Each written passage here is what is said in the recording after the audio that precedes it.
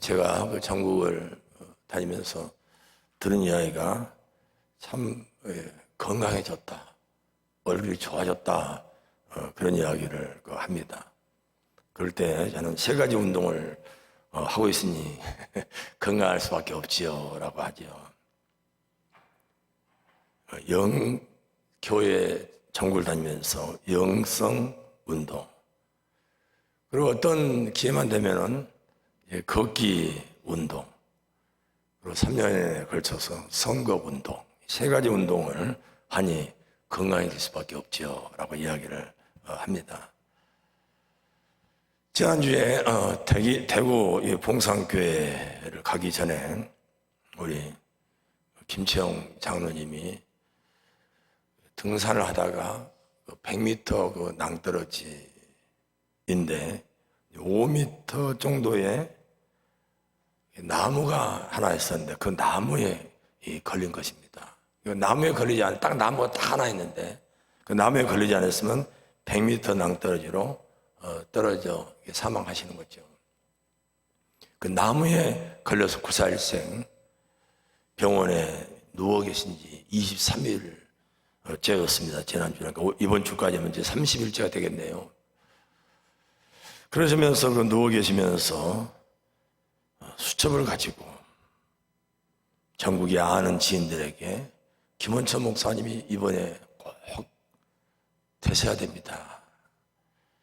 자기 대구 지방에 자기 병만 오신 분들에게 이번에 김원천 목사님이 꼭 되셔야 됩니다.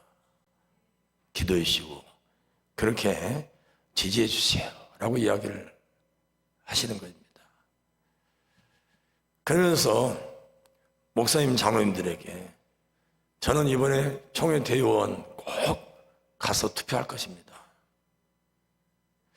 그래서 임시개식이 끝나고 목사님 세 분하고 장로님 두 분, 한 분은 병원에 계시니까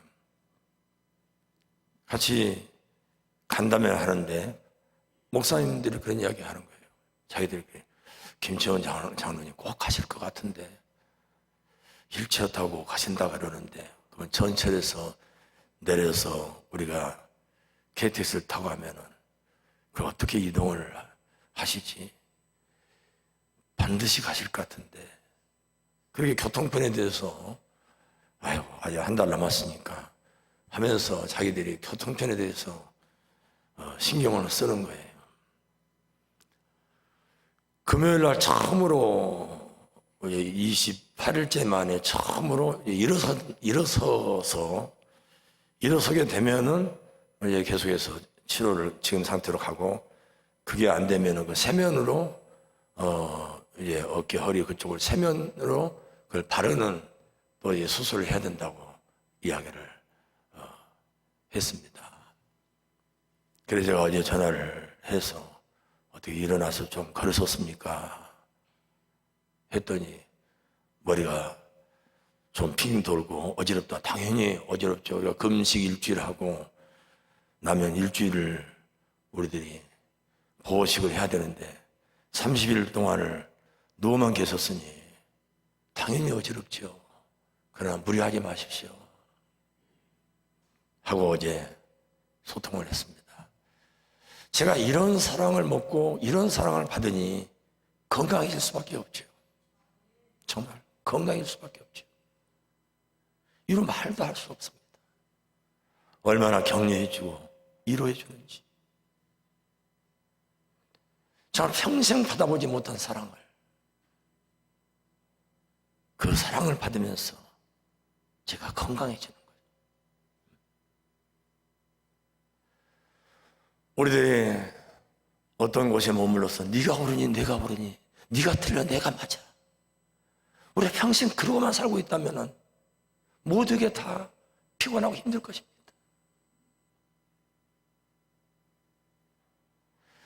때로는 우리들에게 있어서 하나님께서 우리의 지경을 넓히시고 하나님의 시간표, 하나님의 장소 속에서 하나님은 우리의 생명을 살리시고 하나님께서는 저와 여러분들을 위해서 시공간을 초월해서 일하시는 하나님이신 줄로 믿습니다. 오늘 본문 말씀 그일라 다윗이 쫓기는 가운데 600명 함께하는 600명 동지들하고 유다에서 이리저리 쫓겨다니는 사울 왕에게 쫓겨다니는 상태 속에서 하나님의 음성을 듣고 하나님께 기도하는 가운데 그의 동료들에게 우리가 그일라를 블레셋 사람들로부터 그일라를 좀 우리가 구해주자. 그랬더니 600여 명에 따르는 자들이 지금 무슨 말입니까? 지금 이 유다에서도 우리 자신들이 우리의 생명이 파리 목숨보다 더 풍전등화에 있는데 지금 우리가 이 유다에서도 존재하느냐 존재하지 못하느냐 이렇게 쫓겨다니고 있는 이 신세에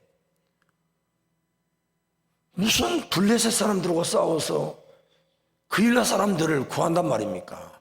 당치도 않는 소리입니다.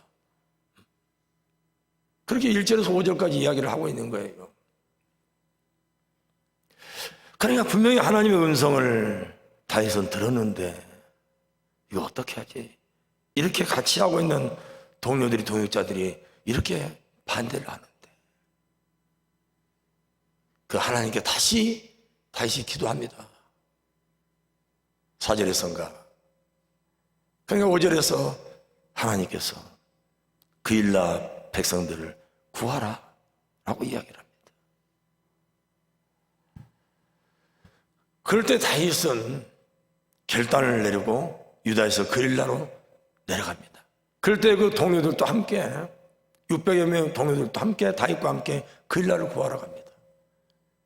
그리고 그일라 백성들을 블레셋으로부터 구원해냅니다. 구출해냅니다. 그러고 나서 오늘 우리가 읽었던 6절 말씀이 펼쳐지고 있는 것입니다. 기회만 되면 주변의 사람들이 사울 왕에게 일러 바칩니다. 다윗이 어디에 숨어 있습니다. 지금 그일라에 숨어 있습니다. 그러니까 사울 왕은 오라 그일라 그것은 이게 성으로 딱 쌓여서 문이 있고 이제 빗장으로 문이 잠겨져 있으니 우리가 그 그일라 성을 에워싸면은 다윗은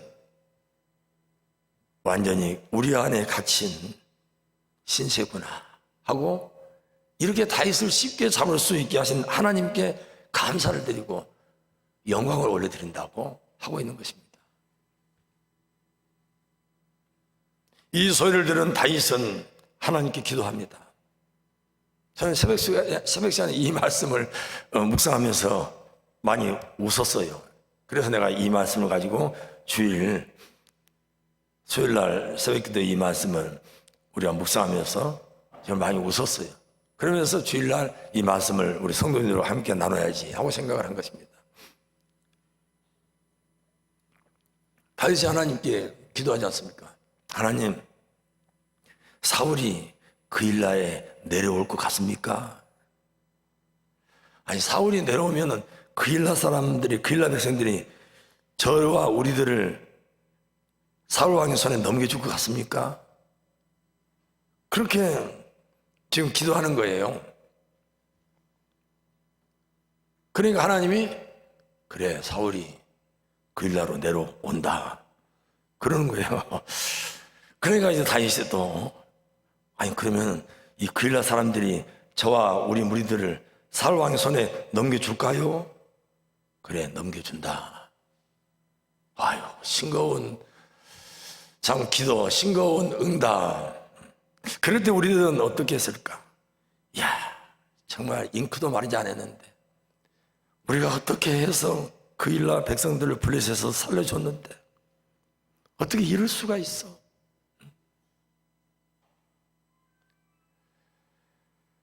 참 아마 그런 기대가 다윗에게도 있었기 까닭에 하나님께 모르지 않겠는가 싶어요. 그래도 자기의 이 우리 함께하는 동료들이 반대함에도 불구하고 하나님을 의지하는 가운데 그렇게 블레셋 싸움과 쫓기는 신세 속에서 블레셋 사람과 싸워서 그래서 자기들을 구해줬는데 그래도 사울이 내려온다 하더라도 자기를 숨겨주겠지, 그런 기대가 있었지 않겠어요? 근데 하나님의 응답이 사울이 내려온다.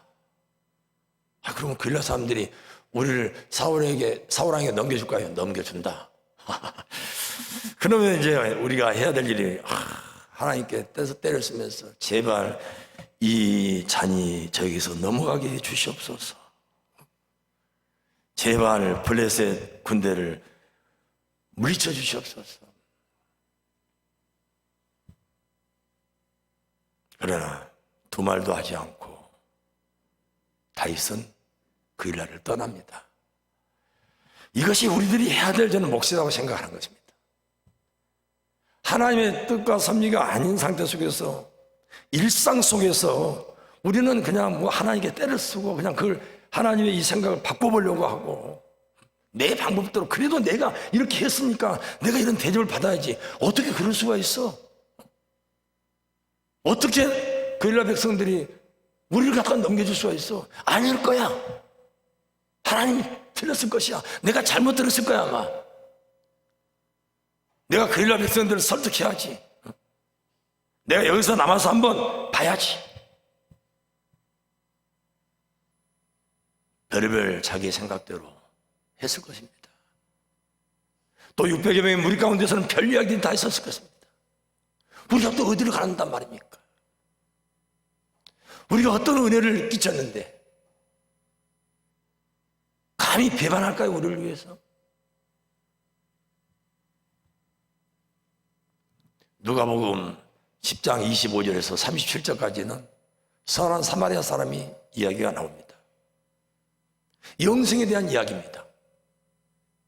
율법학자가 어떻게 해야지 영생을 얻을 수 있습니까? 영원히 살 수 있습니까? 어떻게 해야 천국 갈 수 있습니까? 어떻게 해야 내가 구원받을 수 있습니까? 이 이야기거든요. 이 질문을 하는 거거든요. 그럴 때 예수님께서는 선한 사마리아 사람에 대한 이야기를 하십니다. 그래서 37절에 이웃이 누구냐? 라고 물을 때 자비를 베푼 자니이다 라고 이야기를 합니다. 거기에는 하나님의 하자도 안 나옵니다. 주님의 주자도 안 나옵니다. 기도의 기자도 안 나옵니다. 우리의 일상이라고 하는 것은 최소한의 양심, 최소한의 인간과 인간 속에서의 어떤 서로의 존중, 하나님, 기도, 주님, 성령, 그런 이야기 하기에 앞서서 마치 다윗이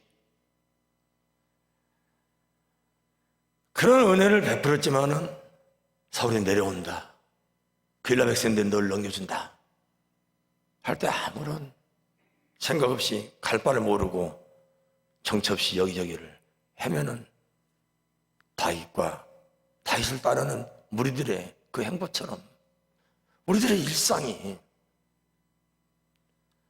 때로는 우리가 성경을 이야기하고 하나님을 이야기하기에 앞서서 일상 속에서 오늘 선한 사마리아 사람처럼 제사장이니 선대받은 레위인을 따라서 그냥 일상 속에서 강도 만난 자를 만나면은 그 강도 만난 자를 위해서 손 내밀 수 있는 그런 일상, 그런 인간관계, 그런 사람의 이 심정,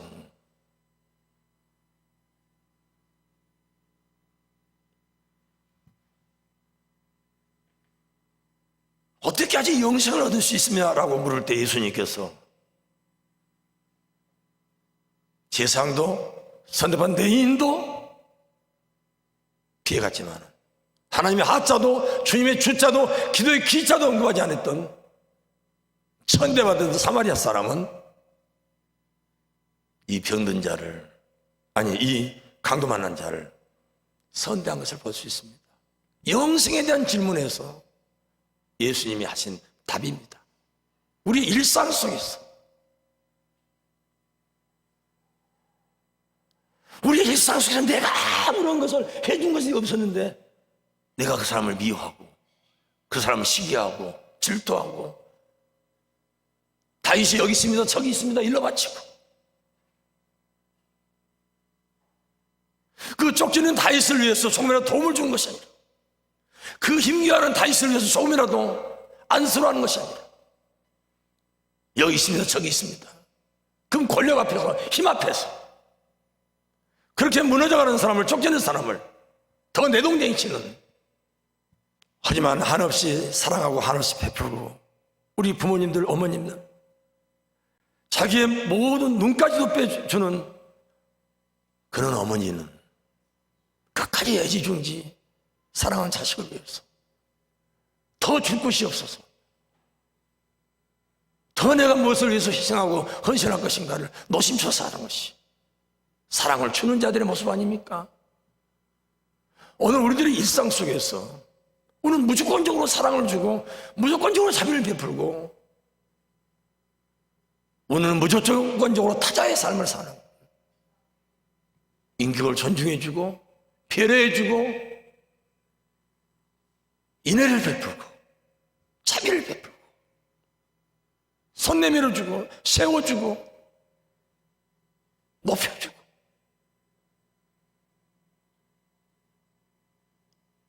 내가 저 사람을 깎아내릴 때 내가 저 사람을 위해서 받을 게 뭐가 있냐고요. 내가 해준 게 뭐가 있냐고요. 지금까지 어찌면 내가 받아왔고, 어떻게 보면 내가 아픔을 줬고, 어찌면 내가 상처를 줬고, 되돌아보면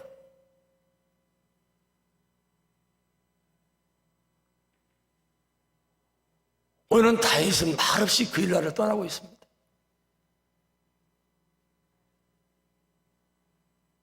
그리고 2차 저차 그런 일들이 벌어지는 가운데 하나님의 섭리가 개입해서 이제는 사면 초가에 놓여있는 다윗, 그럴 때 하나님의 방식은 블레셋 사람으로 하여금 이스라엘을 치러오게 해서 사울 왕으로 하여금 그 말머리를 돌리게 해서 다윗을 보호하는, 다윗이 이리저리 쫓겨다니면서 두려움에 떨 때에 있어서 하나님께서 다윗 블레셋을 보내가지고 그 위기를 못 맺게 하는 하나님의 섭리. 우리는 그 늘 현실에만, 그 일상에만 집착해 있지만서도 하나님의 섭리와 하나님의 계획은 우리의 이런 일상과 생각을 넘어서는 또 다른 하나의 하나님의 세계, 하나님의 시간표가 있다고 하는 사실입니다. 사도행전 9장에 보면 누가가 똑같이 누가복음을 기록했습니다. 누가가 똑같이 사도행전을 기록했습니다. 선한 사마리아 사람이 구원의 문제, 영생에 대한 질문 속에서 일상이라면, 오늘 사도행전 속에서는, 사도행전 9장 속에서는 다메섹 도상에서의 그 사건이, 사울은 핍박자, 해방자, 살인자, 이제 그 피해를 볼 어쩌면 마지막 존재가 될 수 있는 아나니아, 그리고 주의 제자들, 사울이 바울됨을 인정하지 않으려고 하는 주의 제자들, 이런 등등의 이리 꼬이고 저리 꼬이고 하는 사람들, 함께 해방자고 핍박된 유대인들이 이제는 사울을 죽이려고 하고, 사울이 죽이려고 했던 아나니아는 이제 사울에 가서 축복 기도해서 그의 눈이 열리게 하고 안수 기도해서 성령이 충만하게 하고, 어제의 원수가 오늘의 무금이 되고 있고, 오늘의 동료가 자기를 죽이려고 하는 원수가 되어 있는 다메섹 도상에서의 그 진리라고 하는 것은 이렇게 일상적인 인간관계를 뛰어넘어서 비하, 내가 누구를 좋아하고 싫어하고 관계를 넘어서서 때로는 원수 사랑해야 되고, 내가 죽이려고 했던 아나니아가 나를 위해서 안수기도함으로 말미암아서 나의 눈을 뜨게 하고 나로 하여금 성령 충만하게 하는 이 진리를 지금 누가는 사도행전 9장을 통해서 이야기하고 있는 거예요. 꼬여있는 사람의 관계와 내가 좋고 싫고 나의 어떤 이런 저런 것을 넘어서서 하나님의 섭리와 하나님의 계시와 하나님의 이끄심은 정반대적인 사람도 우리는 사랑해야 되고, 때로는 내가 같이 가치를 공유했던 사람도 우리는 거리를 둬야 되는 것이고, 일상, 그리고 그 너머에 하나님의 진리가 우리에게 이야기하고 있는 것은, 그런데 우리들은 온통 정반대로 일상 속에서는 하나님이라고 하는 잣대, 성경이라는 잣대, 나의 신앙이라는 잣대를 들이대면서